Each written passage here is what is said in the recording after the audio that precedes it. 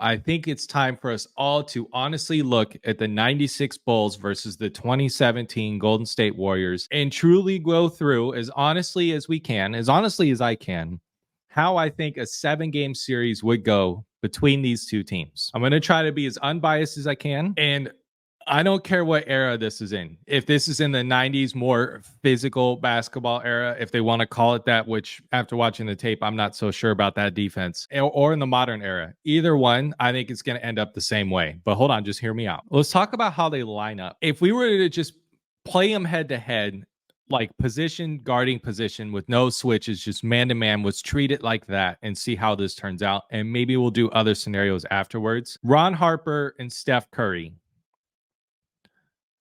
Steph Curry's dropping 40 a night, maybe 30 at minimum. And this is, again, if we're going head to head, we'll do other scenarios if they put Jordan on him later. But if it's just Steph and Ron Harper, Steph's going for 30 or 40 at minimum every night.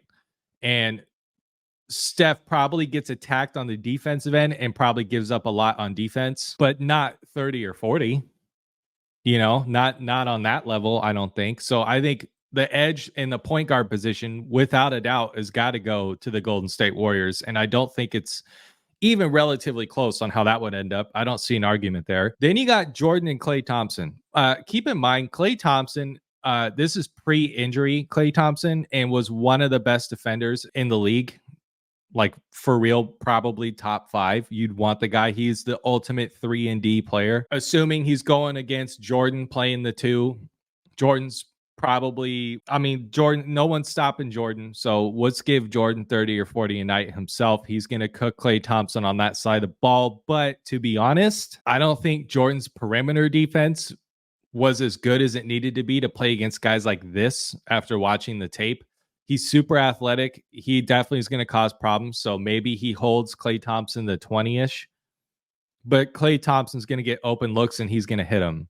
Another thing to keep in mind is I got Klay Thompson as the second greatest shooter of all time back when he was in his prime. Nobody other than Steph Curry was shooting the ball better than Klay Thompson ever. Not Ray Allen, nobody. So you got the 1 and 2 greatest shooters of all time, and one of them's an elite defender in Klay Thompson. Jordan's going for 30 at least. I'm not going to deny him that. He's probably going to cause some problems for Klay Thompson, but by no means is going to hold him to 0 points. So definitely edge to the Bulls at the 2 position. I still think Klay Thompson gets his. I still think he does. And Jordan will absolutely get his. Now let's go to the 3. If you want to say it's Pippen and Iguodala, or honestly, I feel like the starting lineup would probably be Sean Livingston for the Warriors, but let's keep it at Iguodala. Pippen probably cooks him, and Pippen's an elite defender as well. I would give the edge to Pippen here. But Pippen's not like an elite scorer. He's not going to go and put up 40, and neither is Iguodala. But Iguodala, I would say, and Pippen are at least close on the defensive side of the ball.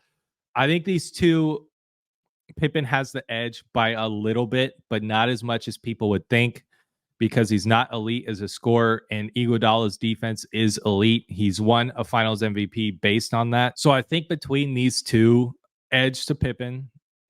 Pippen's probably going to put up 15 and 10. Iguodala's probably going to get some steals and some blocks. I think these two essentially cancel each other out. Maybe a slight edge to Pippen.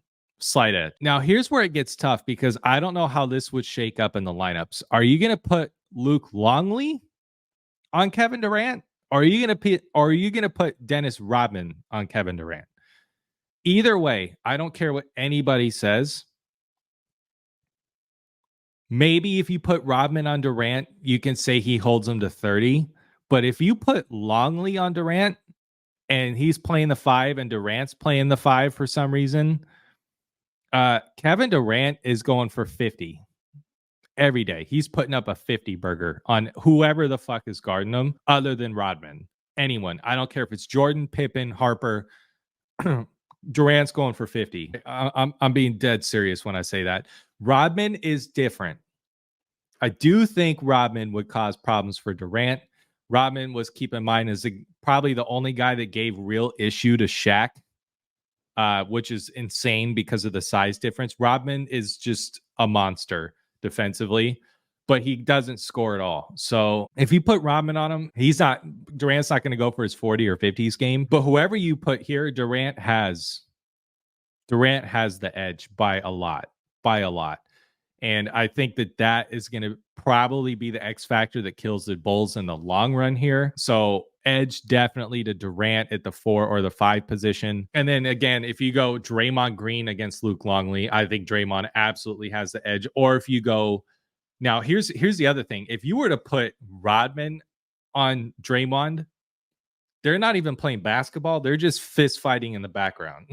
By the end of the game, they're averaging like 13 punches thrown, 4 kicks to the groin, and like 30 rebounds, and that's it. And that's all they're contributing. They're just fighting. By the end of the series, they're both getting massive suspensions. There might be a massive brawl at the end of the game. If you put Draymond on Longley, Draymond's causing massive issues. Longley's not doing shit. Draymond's, again, probably a top 5 defender all time at minimum. Maybe you could say he's top 10. So the Durant and Draymond factor are both edges in the Warriors, in my opinion.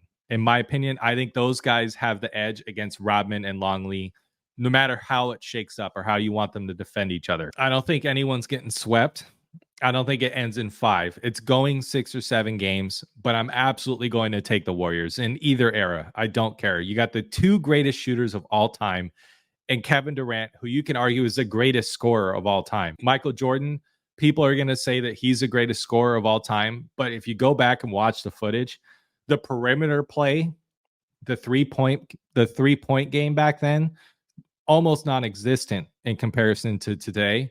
And they're not going to be used to having the guard. I mean, they're going to have to pick up Steph, Clay, and Durant from half court and closer. And if they don't achieve that, it's going to be a nightmare. Now, let's pretend that you were to try to shake up this lineup and like rearrange guys. So let's say you wanted Curry on lockdown. I think if I were the Bulls coach, I would put Jordan on Curry and say guard him full court. And if that happens, I do think Jordan absolutely mauls Steph Curry and makes him almost non-existent. I think it would be a problem for Steph. And God knows Steph couldn't guard him on the other end. So I think that's probably how I would do it. But then the problem is, okay, so who's going to guard Klay Thompson? Is it Ron Harper? If that's the case, Klay Thompson's going for 40. If it's Rodman or Pippen, then who's going to guard Durant? I don't know. Let's say, who would you put on Klay? I guess at that point, maybe you put Pippen on Klay Thompson. And I still think Klay at least gets his probably 20. And Pippen against Klay on the defensive side of the ball, probably an even matchup. Klay's got an edge offensively, so Klay's probably going to beat him there. I think no matter how you shake up this lineup, one of the big 3 scorers, I think no matter how you shake up the lineup for the Bulls to face the Warriors in this 7-game series, one of the 3 between Steph, Klay, and Durant, one of those 3 is getting 40 or 50 a night, no matter what. No matter how you shake up the lineup. One of those 3, you can't double anybody. That's for damn sure. One of those 3 is dominating on the offensive side of the ball. And defensively, the Warriors are an underrated defensive team. Iguodala is an all-time great defensive player. Draymond's an all-time great defensive player. Kevin Durant can guard all 5 positions, and Klay Thompson's one of the best defenders of his era as well. Like, they have 4 elite defenders on this team, and then Steph Curry, who's a traffic cone. He's a traffic cone, but the other 4 guys kind of make up for that. I'm going to take Warriors in 6 in either era. I don't care what era they play in. I'm sorry. That's just my opinion. I want to know what you guys think, but I think that is an honest review of how this series would go. Let me know. Another thing to think about, until the Warriors were to face the Bulls in the finals, and let's pretend they never played each other in the regular season, I think this Warriors team doesn't lose a game in the regular season unless they play this Bulls team. I really believe that. Like, I don't think they would ever lose a game until they had to play Michael Jordan and the Bulls. And maybe you could say the same if the 96 Bulls played in this era. I'm not 100% sure on that, though. I'm not 100% sure. Let me know what you guys think. Comment below. Please consider subscribing. It's 100% free, and I will see you guys in my next video.